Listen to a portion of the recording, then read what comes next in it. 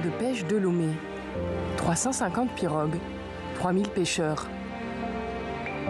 Au large du Togo, les pêcheurs partagent les eaux territoriales avec les grands navires stationnés en rade du port de Lomé, 4e d'Afrique en container. Pirogues et navires se côtoient. Parfois de trop près, car dans le golfe de Guinée, zone rouge de la piraterie maritime, toutes les petites embarcations font peur. Alertée de la présence de pêcheurs dans la zone d'un navire, une patrouille de la gendarmerie intervient. L'ordre est donné de s'éloigner du navire, qui aurait pu croire à des pirates. Le Togo enregistre ainsi plusieurs fausses alertes avec des pêcheurs, mais classées comme tentatives de piraterie. Retour au port de pêche. Le capitaine des pêcheurs trop aventureux explique pourquoi les pirogues togolaises s'approchent parfois trop près des grands navires. Quand nous sommes en panne d'essence, le vent et le courant nous poussent jusqu'à ce qu'on se retrouve collé au grand navire.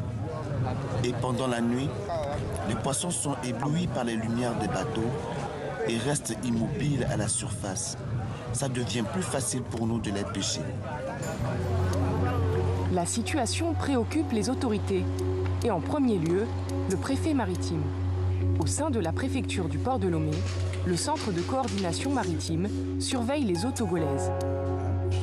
En ce qui concerne la lutte contre la criminalité, nous sommes reliés au centre international de Limbe, à Kuala Lumpur, qui, lorsqu'il y a des alertes, les bateaux envoient par leur système des alertes et ces alertes tombent ici sur ce matériel qu'on appelle Imarsat-C.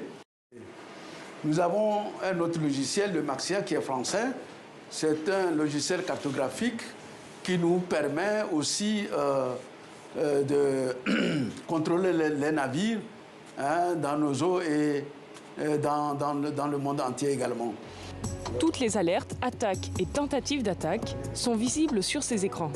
Voilà, ici, vous avez le Godawan, voilà, où les pirates étaient venus prendre un bateau et les pirates ont été arrêtés et ils ont été jugés.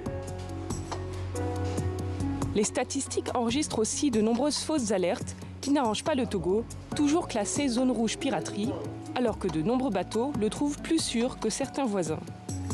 Et en 2019, nous avons, vous voyez, 3 cas. Il y a un cas qui est réel, mais 2 cas qui sont de fausses alertes.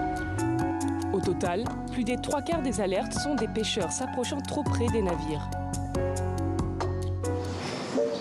Direction des affaires maritimes.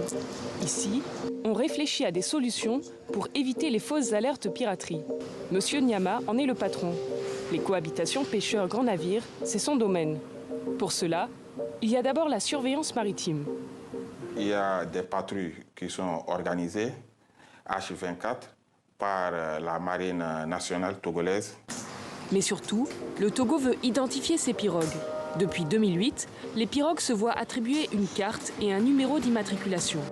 Fin 2020, elles étaient 617 identifiées. Depuis quelques semaines, le gouvernement est en train de remettre à jour le fichier. Mais même cela ne suffit pas. En 2021, il y a un projet qui est lancé en collaboration avec une société française, avec les plaques qui contiennent des puces pour pouvoir suivre les pirogues, faire leur traçabilité, pouvoir leur surveiller. Et ces pirogues doivent à la longue avoir des balises. Ce système permettra de traquer les pirogues, que ce soit à Lomé comme au Centre international de surveillance à Kuala Lumpur. Au port de pêche, le directeur inspecte les pirogues. Comme vous pouvez le constater sur les pirogues, il y a un code alpha numérique qui est là. Par exemple, nous avons le 004 LM. Le processus d'identification et de sécurisation est donc loin d'être terminé. Car ce qui préoccupe avant tout les pêcheurs, c'est leur pêche.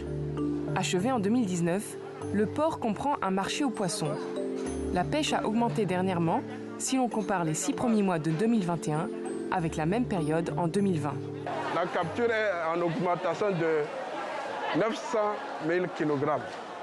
Une bonne nouvelle pour les pêcheurs artisanaux qui attrapent environ 20 000 tonnes de poissons par an.